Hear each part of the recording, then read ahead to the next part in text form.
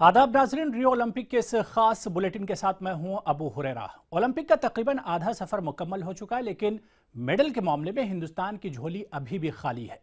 कल 10वें रोज भी हिंदुस्तान को मायूसी ही हाथ लगी। ललिता विकास और रविंदर खत्री को अपने अपने मुकाबले में शिकस्त का सामना करना पड़ा, लेकिन नाजरीन अभी भी उम्मीद की किरण जिंदा है। बैडमिंटन पे सिंधु और श्रीकांत से अच्छी उम्मीद की जा रही है। इसके अलावा भी कुश्ती के मुकाबले बाकी हैं, जहां पर हिंदुस्तान को एक उम्मीद है कि मेडल मिल सकता है। रियो ओलंपिक में आज भी बहुत कुछ होने वाला है, आपको तफसील से बताएंगे, लेकिन सबसे पहले सुर्खियों पर एक नजर। सिंधु श्रीकांत के मुजाहरे ने मायूस चेहरों पर बिखेरी मुस्कुराहट। क्वार्टर फाइनल में दाखिल, मेडल की उम्मीद बरकरार। रियो में हिंदुस्तानी खिलाड़ियों का मायूस कुन मुजाहरा जारी। ललिता विकास और खत्री अपने अपने मुकाबले हारे।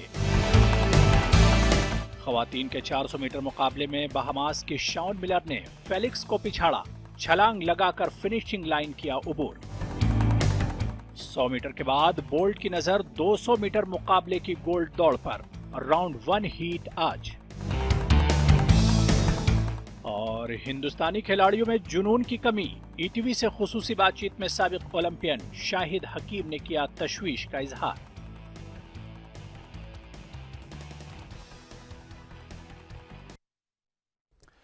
तो चलिए, रियो ओलंपिक में हिंदुस्तान के लिए थोड़ी सी अच्छी खबर आई है। रियो में हिंदुस्तान के लिए मायूसी भरे माहौल में उम्मीद की किरण बनकर उभरे हैं श्रीकांत और पीवी सिंधु। सिंधु और श्रीकांत अपने अपने मुकाबले जीतकर क्वार्टर फाइनल में दाखिल हो गए हैं। खास रिपोर्ट देखिए।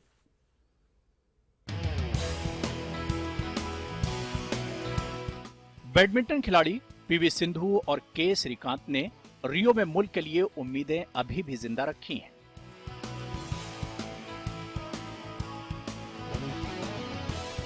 बैडमिंटन के खवातीन सिंगल्स में पीवी सिंधु ने प्री क्वार्टर फाइनल में शानदार कारकर्दगी का मुजाहरा करते हुए तापे की खिलाड़ी को सीधे सेटों में हरा दिया।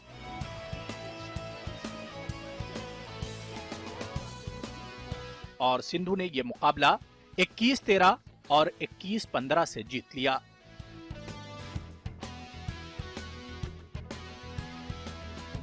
पूरे मैच में सिंधु का दबदबा रहा और उनको यह मैच जीतने में बहुत मशक्कत नहीं करनी पड़ी।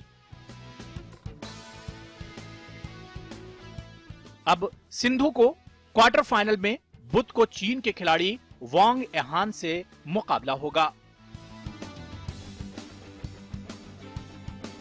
रैंकिंग के लिहाज से वांग इस वक्त दुनिया की दूसरे नंबर की खिलाड़ी हैं और इससे पहले वो ओलंपिक में सिल्वर मेडल भी जीत चुकी हैं।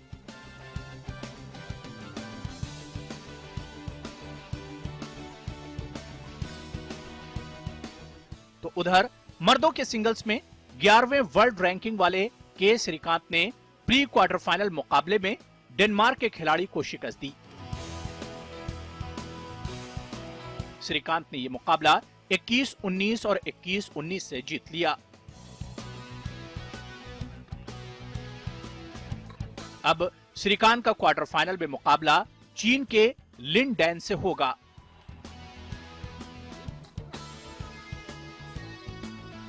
अगर सिंधु और श्रीकांत आगे भी इसी फॉर्म में रहे तो ये खिलाड़ी हिंदुस्तान को मेडल दिला सकते हैं।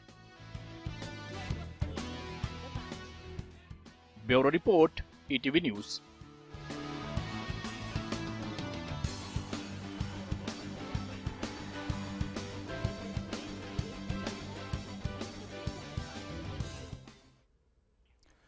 तो ये तो बात उन खिलाड़ियों की थी जिनसे उम्मीद अभी भी बंधी हुई है, लेकिन उधर रियो में हिंदुस्तानी खिलाड़ियों का मायूस कुन मुजाहरा लगातार जारी है। कल यानी ओलंपिक के 10वें दिन भी हिंदुस्तान की झोली में मेडल नहीं आया।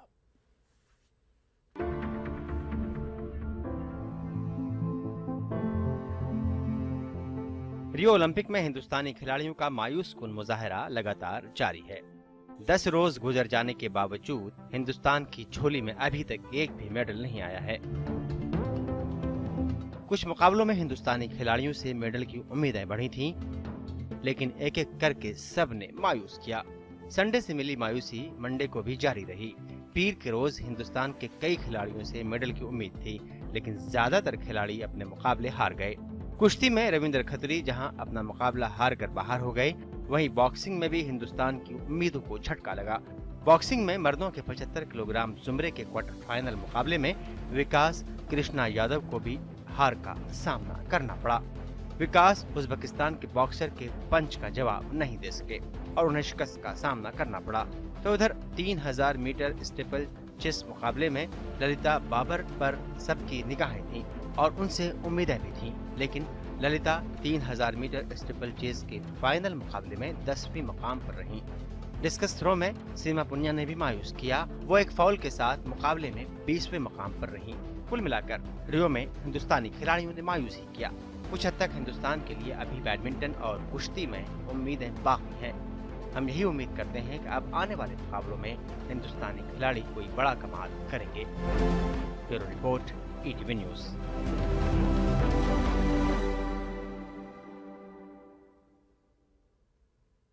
तो ये बात तो हिंदुस्तानी खिलाड़ियों की थी। आगे बढ़ते हैं और अब बात हुसैन बोल्ट की कर लेते हैं। बर्क रफ्तार हुसैन बोल्ट का ट्रैक पर रिकॉर्ड बनाने का सिलसिला लगातार जारी है। बोल्ट ने 100 मीटर रेस में लगातार तीसरा गोल्ड मेडल हासिल कर तारीख रकम कर चुके हैं और अब बोल्ट 200 मीटर रेस के लिए पूरी तरह तैयार हैं।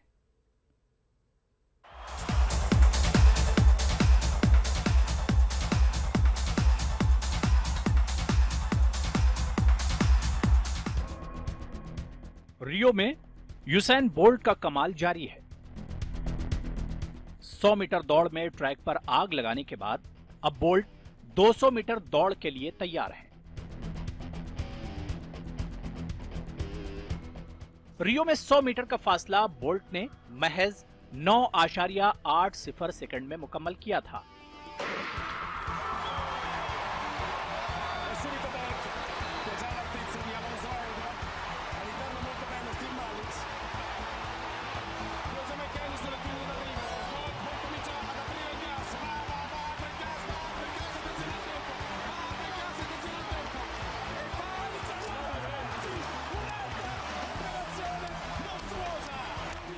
और अपने नाम एक और गोल्ड मेडल जोड़ते हुए तारीख रकम कर दी।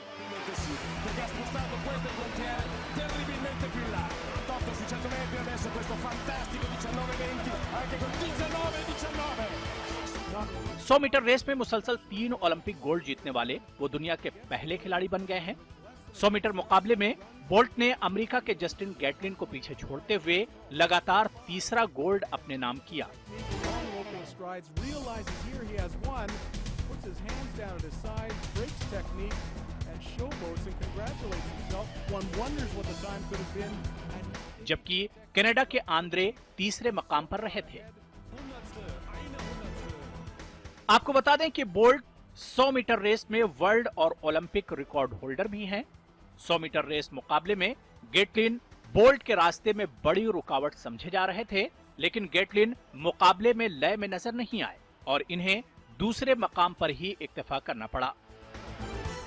बोल्ट ने 100 मीटर का फासला तय करने के लिए 10.07 सेकंड का वक्त लिया।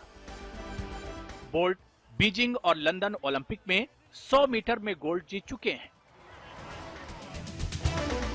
आज 200 मीटर दौड़ का राउंड 1 का मुकाबला होना है। आज भी सबकी नजर बोल्ट पर ही रहेंगी।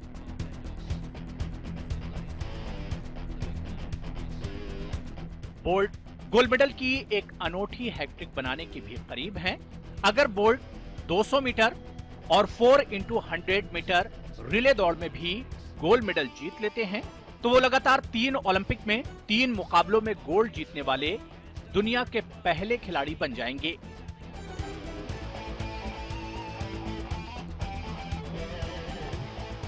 वाज़ेह है कि 29 साल के बोल्ट ने रियो ओलंपिक के बाद रिटायरमेंट का ऐलान किया है। Bureau report, ETV news.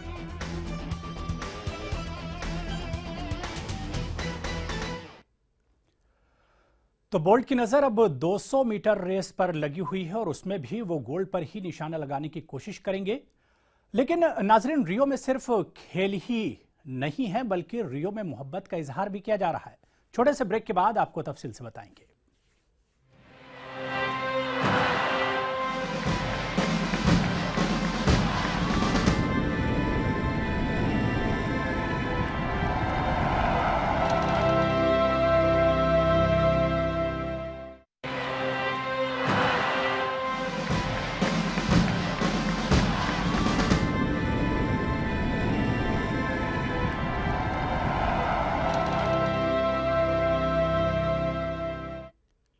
चलिए रियो ओलंपिक के इस खास बुलेटिन में आगे बढ़ेंगे।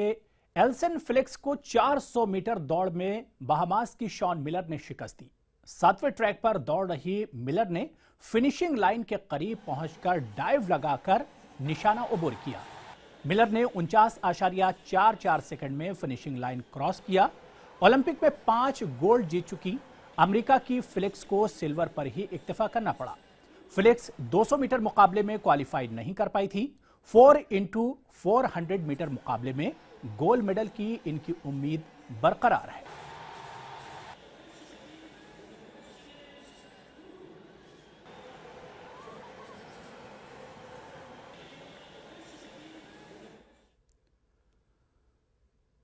तो उधर रियो ओलंपिक में ब्राजील को दूसरा गोल्ड पोल वोल्ट में मिला। दिफाई चैंपियन फ्रांस के रिवॉन्ड ने 5.98 मीटर की छलांग लगाकर अपनी मजबूत दावेदारी पेश की थी। थियागो ब्रासिल्वा रिनाउत की कारकर्दगी को पहली कोशिश में मैच नहीं कर पाए, लेकिन दूसरी कोशिश में सिल्वा ने 6.03 मीटर की छलांग लगाकर गोल्ड अपनी झोली में डाल लिया। रिनाउत को सिल्वर और अमेरिका के सेम को ब्रॉन्ज मेडल मिला।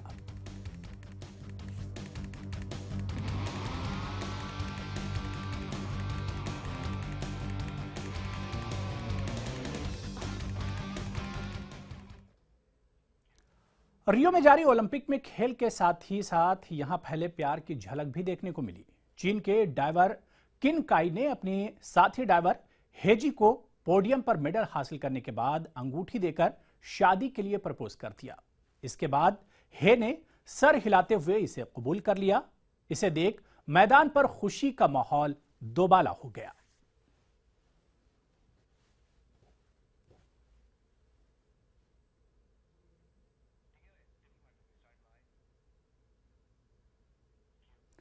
चलिए अब आज के कुछ इवेंट की बात कर लेते हैं जिसमें हिंदुस्तान के खिलाड़ी एक्शन में नजर आएंगे। सबसे पहले बात रेसलिंग यानी कुश्ती की करेंगे। ग्रीको रोमन मुकाबला होना है। 98 किलोग्राम जुमरे का यह मुकाबला राउंड मुकाबला है, जहां हिंदुस्तान का मुकाबला तुर्की के पहलवान से होगा। हरदीप सिंह आज एक्शन में नजर आएंगे। 98 किलोग्राम जुमरे का मर्दों का यह मुकाबला है।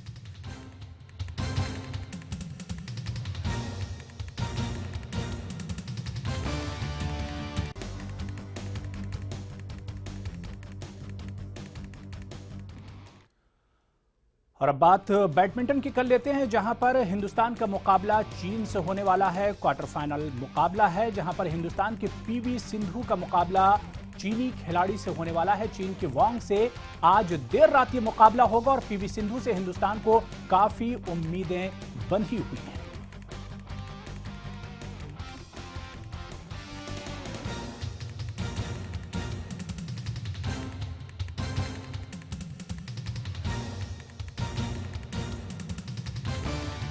और चलिए अब ग्राफिक्स के जरिए बहुत जल्दी मेडल टेबल पर एक नजर डाल लेते हैं। कौन सा मुल्क के खाते में और झोली में कितने मेडल गए बहुत जल्दी आपको बता देते हैं। अभी भी यूनाइटेड स्टेट्स यानी कि अमेरिका सरे फहरिस्त है। 26 गोल्ड, 23 सिल्वर, 26 ब्रॉन्ज, कुल मिलाकर अमेरिका की झोली में 75 मेडल गए हैं। ग्रेट ब्रिटेन यानी कि बर्तानिया दूसरे नंबर पर हैं। 16 गोल्ड, 17 सिल्वर, 8 ब्रॉन्ज, कुल मिलाकर 41 मेडल बर्तानिया के खाते में गए हैं। इस फहरिस्त में तीसरे नंबर पर चाइना है। चाइना के खाते में 15 गोल्ड, 14 सिल्वर, 17 ब्रॉन्ज, कुल मिलाकर 46 मेडल चाइना के खाते में गए। इसके अलावा Russia, Italy, Germany, France, Japan, Australia और साउथ कोरिया मेडल टेबल पर टॉप 10 में अभी तक लगातार बने हुए हैं।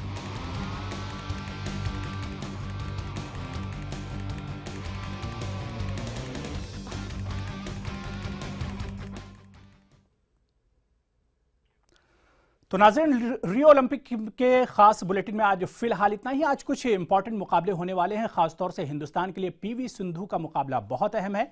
आज आप इस मुकाबले का मजा लीजिए और मुझे इजाजत देखिए। छोटा सा ब्रेक लेंगे और ब्रेक के उस पार साबिक ओलंपियन शाहिद हकीम से खास मुलाकात देखिए। आदाब।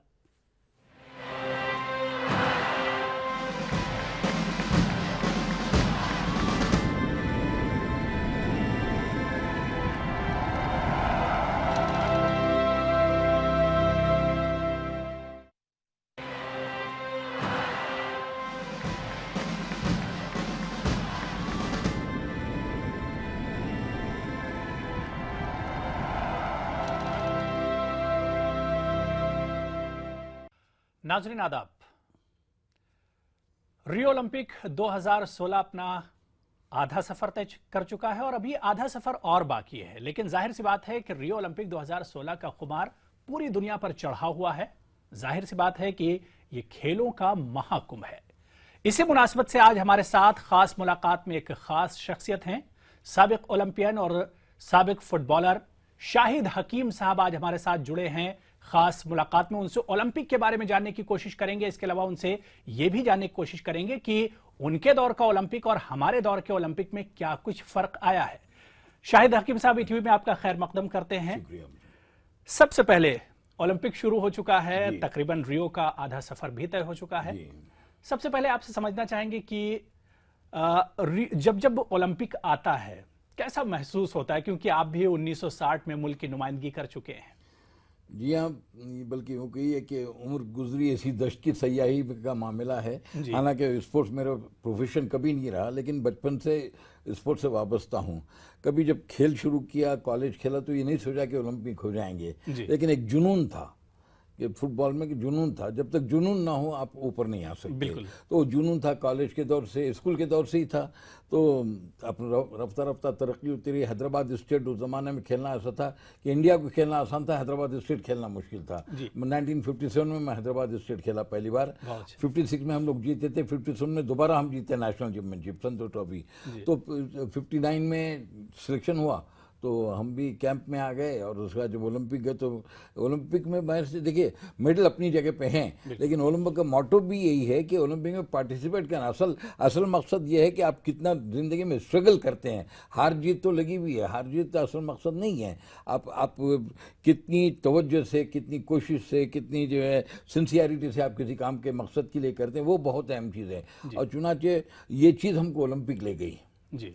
तो आज भी ये लगता है कि काश हम वहाँ होते, लेकिन आप जानते हैं कि नेचर है, कुदरत है, ये तो हर एक का एक दौर होता है। ऐसा था, हमारा दौर खत्म हो गया, अब आज दूसरे जाहिर सी बात है कि जब हम पैदा नहीं होंगे उस वक्त 1960 में आपने मुल्क की नुमाइंदगी की है। एक चीज समझना चाहेंगे कि हमारे दौर का ओलंपिक, यानी ये 2000 के बाद का जो ओलंपिक है ये, और आपका जो 50s, 60s का, 70s का जो ओलंपिक था, क्या कुछ फर्क पाते हैं? बहुत ज़्यादा। देखिए ना, एक तो एक तादाद बढ़ती चली गई खिलाड़ियों की, काफ़ी हो गए। दूसरी बात यह है कि इसी तरह अरेंजमेंट भी काफ़ी हो गए, और आजकल जिस तरह के अरेंजमेंट है और जो इक्विपमेंट आ चुके हैं नए, और वो ट्रेनिंग एड्स नए जो आ चुके हैं, उससे बड़ा फ़र्क पड़ गया है। चुनाचे देखिए 10 सेकंड के नीचे आने की कोई उम्मीद नहीं कर सकता था, 9 पॉइंट समथिंग पे आ गए हम लोग 100 मीटर्स में, तो बड़ा फ़र्क हुआ, इसमें कोई शक नहीं है। लेकिन जहाँ तक खेलों का मामला है, मैं समझता हूँ कि काश उस ज़माने में वीडियो नहीं होता था। अगर वो वीडियो होता, या फीफा के पास है, अगर आप मंगवा के देखें 1960 का परफॉर्मेंस, तो मैं समझता हूँ हिंदुस्तानी हैरान हो जाएंगे कि क्या हिंदुस्तान की फुटबॉल टीम भी ऐसा खेल सकती थी। और उस ज़माने में सबसे मशहूर एथलीट थे मिल्खा सिंह, वो 4th आए थे रोम ओलंपिक्स में। हॉकी टीम हमारी जो है वहाँ पे पहली बार हारी थी फाइनल पाकिस्तान से, वरना 56 तक तो हम बराबर जीतते रहे थे। तो मगर फिर भी वो परफॉर्मेंस था। हाँ, इतने ज़्यादा एथलीट्स और इतने ज़्यादा हमारे खिलाड़ी नहीं जाते थे। मेन जाती थी, देखिए फुटबॉल गई 48 से 60 तक आखिरी, लेकिन हॉकी एक ऐसा गेम रहा जो कंसिस्टेंट रही है हमेशा, सारे ओलंपिक अटेंड किए। क्योंकि फुटबॉल से आप जुड़े हुए रहे हैं, तो क्या वजह देखते हैं 1960 में जिस टीम में आप थे, रोम ओलंपिक में 1960 में, उसके बाद से हिंदुस्तान की फुटबॉल टीम नहीं जा सकी, बड़ी वजह क्या देखते हैं? इतना गिरावट क्यों आया खेल में, हिंदुस्तान के फुटबॉल में? देखिए, हिंदुस्तान के फुटबॉल का यूँ समझिए उरूज का पीरियड था 50 से 62 तक। इस 48 ओलंपिक में भी हमारा परफॉर्मेंस बहुत अच्छा था। हम एक गोल से हारे थे फ्रांस को, 2 पेनल्टी मिस करने के बाद। खैर हम तो उस वक्त बच्चे थे, लेकिन परफॉर्मेंस काफ़ी अच्छा रहा। हालांकि उस वक्त नंगे पैर खेलते थे। 52 ओलंपिक में एक ऐसा हुआ कि हेलसिंकी में हुआ, बारिश हो गई, माइनस टेम्परेचर हो गया, आधे से ज़्यादा टीम हमारी नंगे पैर खेलती थी, तो वो खड़े नहीं रह सके। चुनाच वो परफॉर्मेंस बहुत ख़राब हुआ, 10 गोल से हम 10-1 से हारे थे यूगोस्लाव से। 56 ओलंपिक में हमने 4th पोजीशन हासिल किया। 60 ओलंपिक में जब मैं गया तो ग्रुप था, हमारे ग्रुप में हंगरी, फ्रांस और पेरो थे। हंगरी और फ्रांस तो यूरोप की मशहूर टीमें हैं। हंगरी को हम लोग 1 गोल से हारे, फ्रांस को ड्रॉ के हम जीत रहे थे, 7 गोल हो गया पेरो से। तो देखिए असल चीज़ क्या है, मैं आपसे एक बात बताऊं कि आप पास ग्रास रूट लेवल पे क्या काम हो रहा है। मैं हैदराबाद को बिलोंग करता हूं और हैदराबाद में उस जमाने में इंटर प्राइमरी टूर्नामेंट होता था। इंटर प्राइमरी के माने है कि 6, 7, 8 साल का बच्चा टूर्नामेंट खेलने लगता था। तो कॉलेज में आते आते आपका कंपटीशन फिर चल गया और फिर इतने लोग खेलते थे कि पूरे हिंदुस्तान में मैं समझता हूँ कि फुटबॉल से ज्यादा कोई गेम पॉपुलर नहीं था। बेहिसाब खेलते थे सारे इंडिया में। शायद साहब आपका कहने का मतलब क्या है कि मुल्क एक तरफ तरक्की कर रहा है लेकिन जो उसके खेल हैं वो निचले स्तर पर आ रहे हैं, यानी खेलों का जवाल हुआ। देखिए, सच्चाई से भागना नहीं चाहिए जी। हमारे यहाँ स्पोर्ट्स का लिप सर्विस ज्यादा है जी, प्रैक्टिकल नहीं है जी। अब आप बताइए कि किस शहर में कितने स्कूलों में स्पोर्ट्स होता है, कितने स्कूलों में ग्राउंड है। ये नर्सरी स्पोर्ट्स की कोई होती है तो वो या तो स्कूल होते हैं, खास तौर पे vernacular medium, Hindi medium, Urdu medium, Telugu medium, इसमें ज्यादा पब्लिक स्कूल के बच्चों कैरियर कॉन्शियस होते हैं, एक मकाम आता है क्योंकि रियो ओलंपिक भी देख लें या इससे पहले के ओलंपिक्स देख लें, हिंदुस्तान का परफॉर्मेंस बहुत अच्छा नहीं रहा है। उसकी वजह मैं बता रहा हूँ कि हमारे पास स्कूलों में कहाँ पे स्पोर्ट्स है ये बताइए। आपका फॉर्मेटिव पीरियड होता है 8 से 12 साल तक। उस पीरियड में अगर आप लग गए, देखिए टैलेंट 10-15% होता है, बाकी तो आपकी मेहनत होती है। और एक बार उस बच्चे को वहां शौक पड़ गया तो वो दूसरी चीजों में जाएगा नहीं, वो इसी पे लगा रहेगा। यानी आपके कहने का मतलब ये कि खेल के सेक्टर में भी बुनियादी सतह पर जो चीज होना चाहिए वो नहीं हो कतई नहीं है, बुनियादी सतह पर बिल्कुल नहीं। अब एक स्पोर्ट्स अथॉरिटी ऑफ इंडिया करती है, उनके रिसोर्सेज कम है, वो कितना करेंगी। अब इसको स्टेट के स्पोर्ट्स अथॉरिटीज है। मैं सबसे बड़ी बात ये बता रहा हूँ कि मैं हैदराबाद स्टेट में inter primary, inter middle school, inter high school 2 tournament, inter college 2 tournament और साल भर में 10-12 टूर्नामेंट हुआ करते थे बच्चों से बड़ों के। बिल्कुल, यानी कि खेल के सेक्टर में भी अगर कायदे से काम किया जाए तो बहुत अच्छा परफॉर्म किया जा सकता है और बहुत अच्छे नतीजे आ सकते हैं। देखिए, जब हमारे मुल्क से जी, मैं आपसे क्या बताऊं कि 4 खिलाड़ी ऐसे थे जो 2 ओलंपिक की एशियन गेम्स खेले, अजीज नूर थंगरा जो पीके बनर्जी, और जब बिल्कुल शाहिद साहब, अब ये हमारी बदकिस्मती का, ये हमारे पास वक्त बहुत कम बचा है, आपसे रुखसत लेना चाहेंगे। बहुत बहुत शुक्रिया हमारे साथ जुड़ने के लिए। लेकिन उम्मीद यही है, जिस तरह शाहिद साहब का कहना है कि अगर बुनियादी सतह पर मेहनत की जाए तो नताइज हमारे खिलाड़ी भी अच्छा दे सकते हैं। बहुत बहुत शुक्रिया, आदाब।